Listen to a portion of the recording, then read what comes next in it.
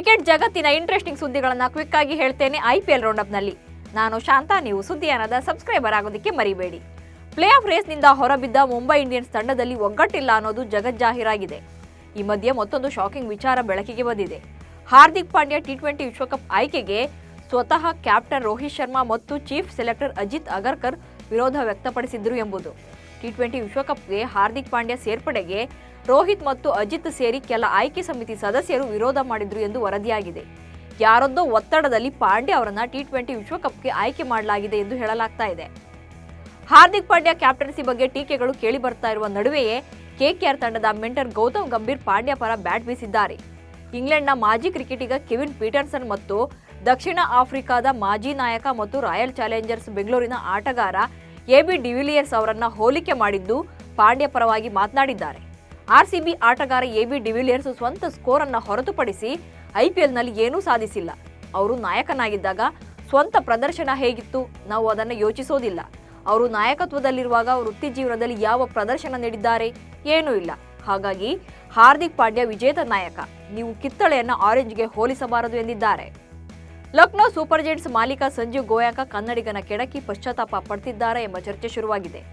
ಯಾಕಂದ್ರೆ ಮಂಗಳವಾರ ಡೆಲ್ಲಿ ಮತ್ತು ಲಕ್ನೋ ನಡುವಿನ ಪಂದ್ಯದ ವೇಳೆ ನಗುನಗುತ್ತಲೇ ಮೈದಾನಕ್ಕೆ ಎಂಟ್ರಿ ಕೊಟ್ಟ Lucknow owner captain KL Rahul ಜೊತೆ ಕೂಲ್ ಆಗಿಯೇ ಮಾತನಾಡಿದ್ದಾರೆ. ಅಷ್ಟೇ ಅಲ್ಲ, ಡೆಲ್ಲಿ ಕ್ಯಾಪಿಟಲ್ಸ್ ತಂಡದ ಆಟಗಾರರ ಜೊತೆಯೂ ಕೂಡ ನಗುನಗುತ್ತಲೇ ಮಾತನಾಡಿದ್ದಾರೆ. ಈ ಮ್ಯಾಚ್ನಲ್ಲಿ ತಮ್ಮ ಸಿಟ್ಟನ್ನು ಎಷ್ಟು ಹೈಡ್ ಮಾಡಿದ್ರು ಅಂದ್ರೆ ರಾಹುಲ್ ಔಟ್ ಆದ ಸಂದರ್ಭದಲ್ಲೂ ಕೂಡ ನಗ್ತಾ ಇರೋದು ಕಂಡು ಬಂದಿದೆ. ಅಲ್ಲದೆ ರಾಹುಲ್ ಅವರು ಶಾಯ್ ಹೋಪ್ ಅವರ ಅದ್ಭುತ ಕ್ಯಾಚ್ ಹಿಡಿದ ಸಂದರ್ಭದಲ್ಲಿ ಎದ್ದು ನಿಂತು ಚಪ್ಪಾಳೆ ತಟ್ಟಿದ್ದಾರೆ. ಲಕ್ನೋ ಮಾಲೀಕ ಹಾಗೂ ನಾಯಕನ ನಡುವೆ ಯಾವುದೂ ಸರಿಯಿಲ್ಲ ಎಂಬ ಜೋರಾದ ಚರ್ಚೆ ನಡೆಯುತ್ತಿರುವಾಗಲೇ ನಮ್ಮಿಬ್ಬರ ನಡುವೆ ಯಾವ ಮುನಿಸೂ ಇಲ್ಲ ಅಂತ ಸಂಜೀವ್ ಗೋಯಾಂಕ ಮತ್ತು KL ರಾಹುಲ್ ತೋರಿಸಿಕೊಟ್ಟಿದ್ದಾರೆ. ಇವರಿಬ್ಬರ ವಿಚಾರದಲ್ಲಿ ಸಾಕಷ್ಟು ಊಹಾಪೋಹಗಳು ಎದ್ದಿದ್ವು. ಇದೀಗ ಆ ಎಲ್ಲಾ ಊಹಾಪೋಹಗಳಿಗೆ ಈ ಇಬ್ಬರು ಪರಸ್ಪರ ಅಪ್ಪಿಕೊಳ್ಳುವ ಮೂಲಕ ತೆರೆ ಎಳೆದಿದ್ದಾರೆ. ಪಂದ್ಯಕ್ಕೂ ಮುನ್ನ ಲಕ್ನೋ ತಂಡದ ಮಾಲೀಕ ಸಂಜೀವ್ ಗೋಯಾಂಕ ತಂಡದ ನಾಯಕ KL ರಾಹುಲ್ ಅವರನ್ನ ತಮ್ಮ ಮನೆಗೆ ಆಹ್ವಾನಿಸಿ ಭೋಜನ ಸವಿದಿದ್ದಾರೆ. ಜೊತೆಗೆ ಇಬ್ಬರು ಪರಸ್ಪರ ಅಪ್ಪಿಕೊಳ್ಳುವ ಮೂಲಕ ನಮ್ಮಿಬ್ಬರ ನಡುವೆ ಯಾವ ಮನಸ್ತಾಪವೂ ಇಲ್ಲ ಎಂಬುದನ್ನು ಹೊರ ಜಗತ್ತಿಗೆ ತೋರಿಸಿಕೊಟ್ಟಿದ್ದಾರೆ.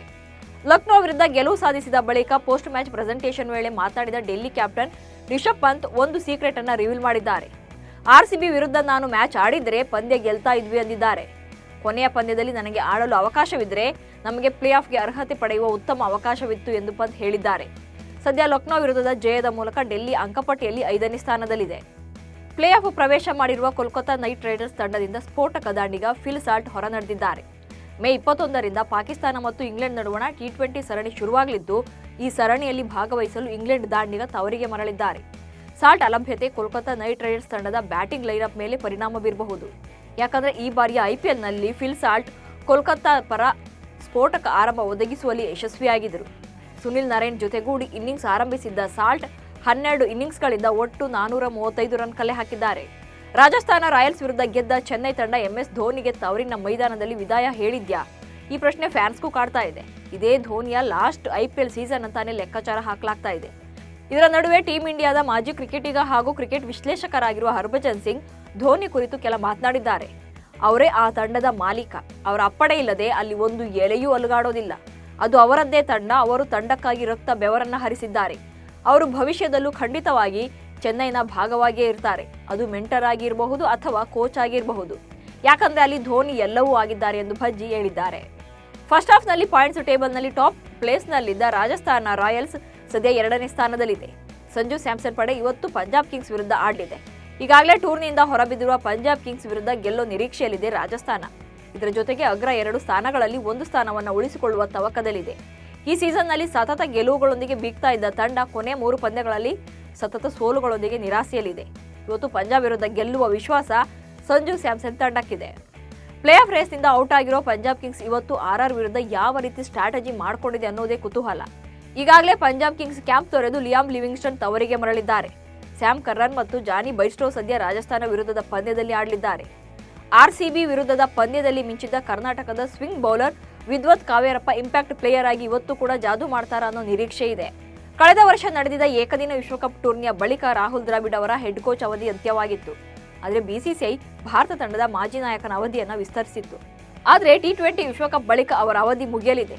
ಬಯಸಿದ್ರೆ ರಾಹುಲ್ ದ್ರಾವಿಡ್ ಅವರು ಮತ್ತೊಮ್ಮೆ ಅರ್ಜಿಯನ್ನು ಸಲ್ಲಿಸಬಹುದು ಎಂದು BCCI ಕಾರ್ಯದರ್ಶಿ ಜೈಶಾ ಖಚಿತಪಡಿಸಿದ್ದಾರೆ. ಆದರೆ ರಾಹುಲ್ ದ್ರಾವಿಡ್ ಅರ್ಜಿಯನ್ನು ಸಲ್ಲಿಸುವುದು ಬಹುತೇಕ ಅನುಮಾನ. ಹೀಗಾಗಿ ನ್ಯೂಜಿಲೆಂಡ್ ಮಾಜಿ ನಾಯಕ Stephen Fleming, VVS Laxman, Australia ಮಾಜಿ ನಾಯಕ ಜಸ್ಟಿನ್ ಲ್ಯಾಂಗರ್ ಅವರು ಭಾರತ ತಂಡದ ಹೆಡ್ ಕೋಚ್ ರೇಸ್ನ ಮುಂಚೂಣಿಯಲ್ಲಿದ್ದಾರೆ. ಇವಿಷ್ಟು ಇವತ್ತಿನ IPL ರೌಂಡ್ ಅಪ್ ಸುದ್ದಿಗಳು. ನಮಸ್ಕಾರ.